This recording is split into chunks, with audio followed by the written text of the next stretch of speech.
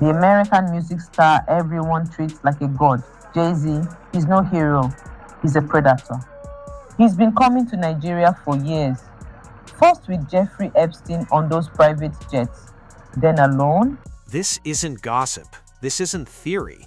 These are allegations from someone who claims she survived the hidden side of elite power, far away from fame, cameras, and protection. Lately, conversations surrounding Jay-Z have taken a noticeably darker turn.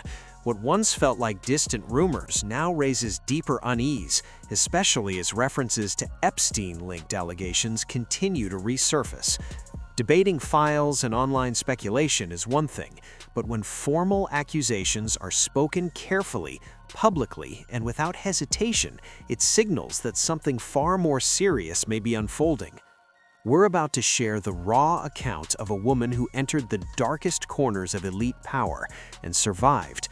Far from red carpets and sold-out arenas, in the heart of Nigeria, she claims a world-famous American music icon turned her homeland into his personal hunting ground. This isn't internet rumor or industry gossip. It's a story survivors lived through, and many never escaped. I'm a mother, a widow, and a survivor who's dedicated my life to helping other victims here in Nigeria. I speak plainly because the truth can't hide behind fancy words anymore. The American music star everyone treats like a god, Jay-Z, is no hero, he's a predator. He's been coming to Nigeria for years, first with Jeffrey Epstein on those private jets, then alone. Many people are already familiar with this dynamic, but for those who aren't, one of the greatest risks public figures face is exposure through international tabloids, particularly certain British media outlets. These platforms have often been criticized for blurring the line between verified reporting and sensational storytelling, sometimes presenting speculation with the tone of established fact. Accents, presentation style, and polished delivery can easily create a sense of authority, even when claims remain unconfirmed. That context is critical here. Immediate questions emerge surrounding the woman making these allegations. Who is she? What is her background? Does she represent any organization, or is she acting independently? And most importantly, what direct connection would place her in a position to possess first-hand knowledge about a global celebrity's private movements? The absence of verifiable background information has understandably raised skepticism. Some viewers have even questioned the authenticity of the footage itself, pointing out the lack of an interviewer, follow-up questioning, or corroborating sources. Despite these uncertainties, the woman makes extremely serious allegations, directly labeling Jay-Z a predator in claiming he traveled alongside Jeffrey Epstein on private flights. This is where scrutiny intensifies. Flight records involving figures of that magnitude are typically subject to extensive documentation and investigation. If such records were publicly verified, they would likely already be widely reported by major international outlets. However, no such confirmation currently exists. The claims then escalate further, involving accusations of ritualistic practices and extreme criminal behavior. Allegations that, if proven, would rank among the most disturbing revelations in entertainment history. Then with other celebrities, actors, singers, billionaires, they don't come for music, charity, or culture. They come to hunt children, child safaris. What if foreigners pay big money to chase our children through the bush like animals? They shoot for fun.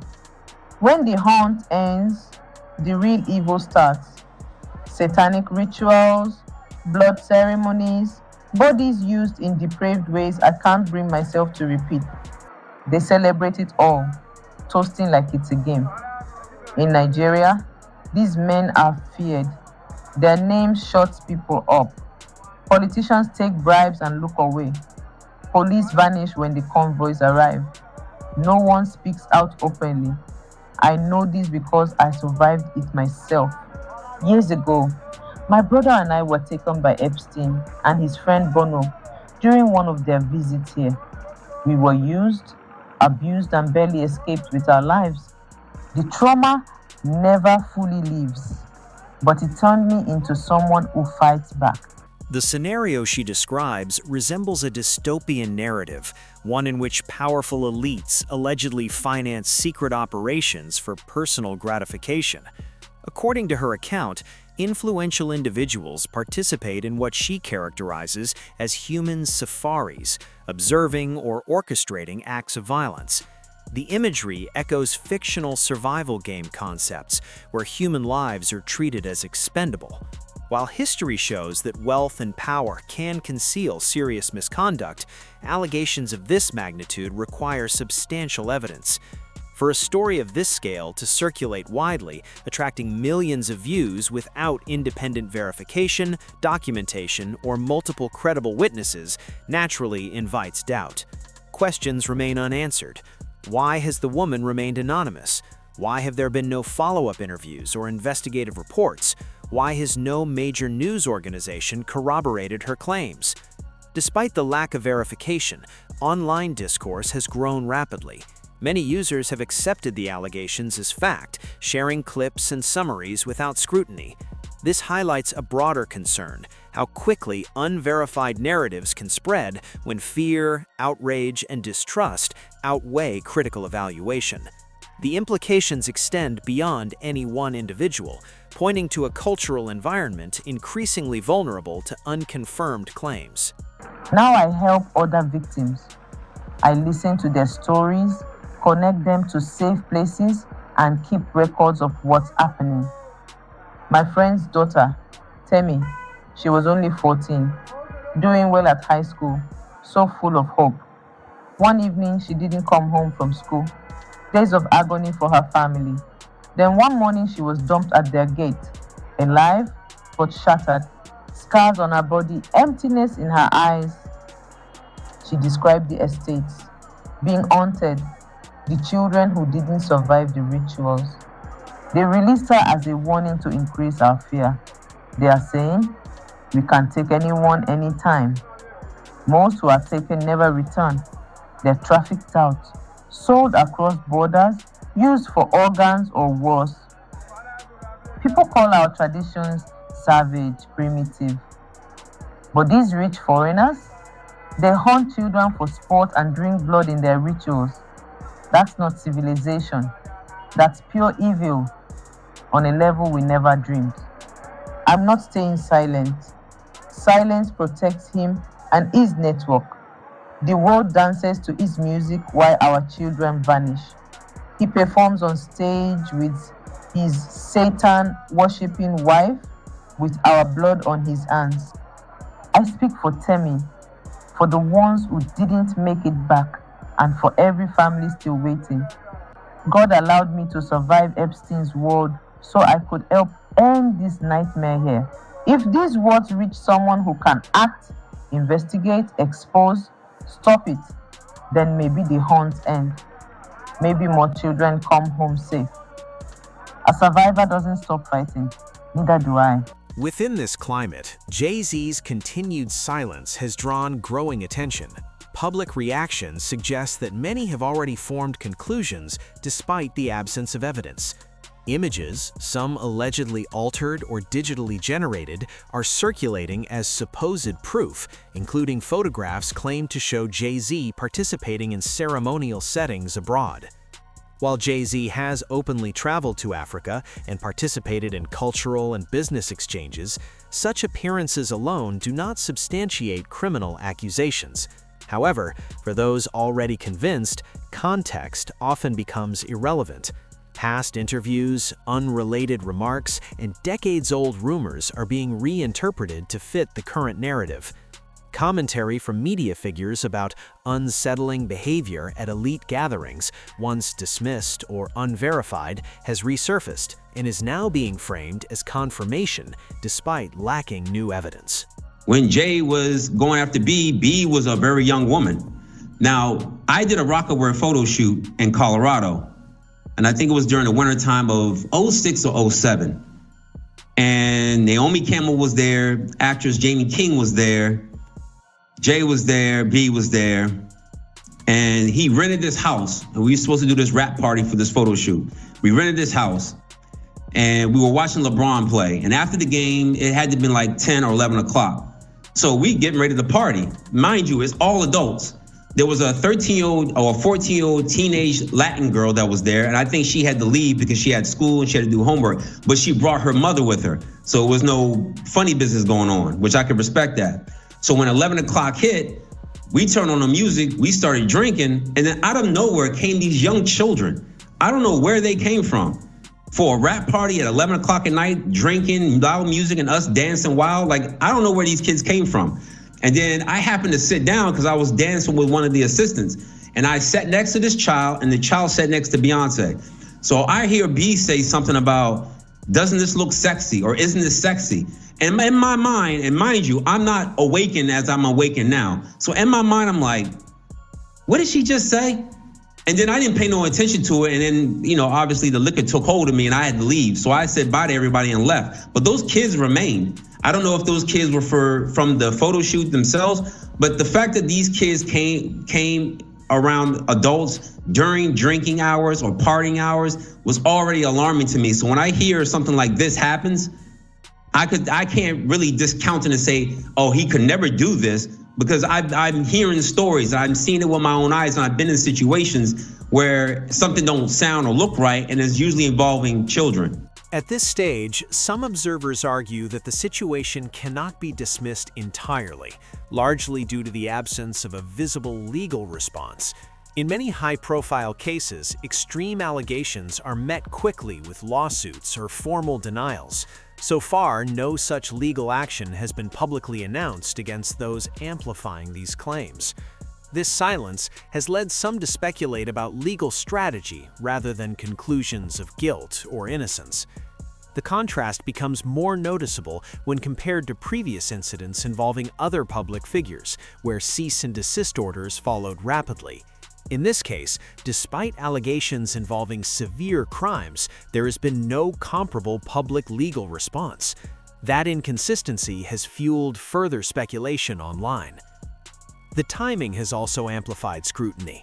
As these allegations circulate, Jay-Z has faced separate public challenges, including discussion around new business affiliations. When artist Larry June publicly announced an association with Jay-Z, he later acknowledged that even family members expressed concern due to the online narratives surrounding Jay-Z.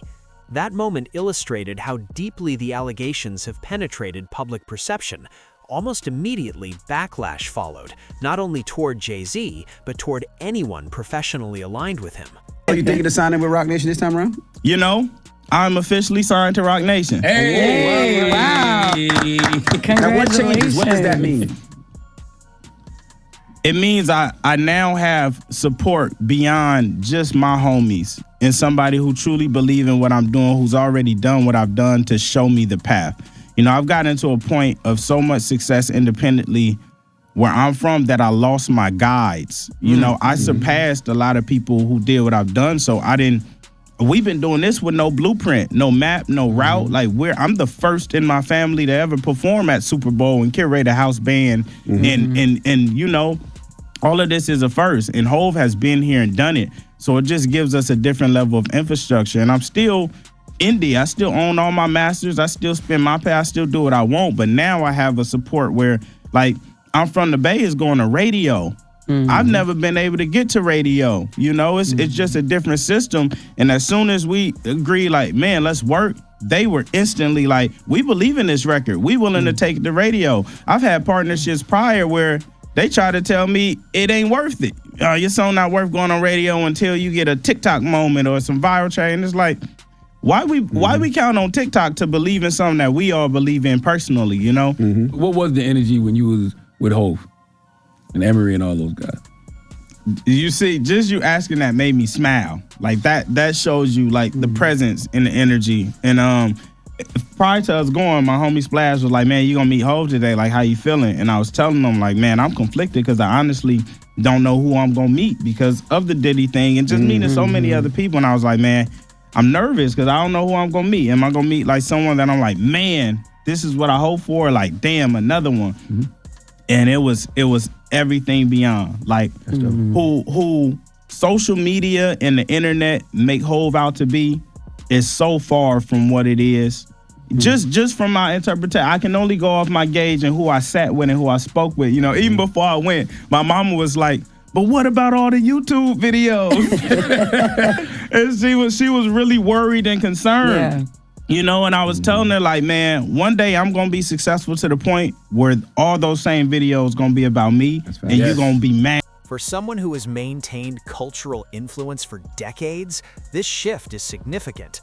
What should have been viewed as a career milestone instead became a source of controversy. Social platforms were quickly flooded with accusations, hostile commentary, and conspiracy-driven reactions, framing the partnership as risky rather than celebratory. Some commentators referenced past industry disputes, suggesting long-standing patterns of control or influence.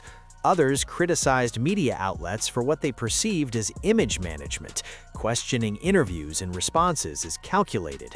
The result is a broader cultural moment marked by eroding trust, not only toward Jay-Z, but toward institutions that once shaped public narratives around him. At this point, the conversation has moved beyond isolated rumors into a complex collision of silence, speculation, and public perception. Whether these allegations fade or escalate remains uncertain. What is clear is that the outcome of this moment could influence reputations, alliances, and how future allegations are weighed, highlighting the fragile boundary between accountability, rumor, and responsible scrutiny.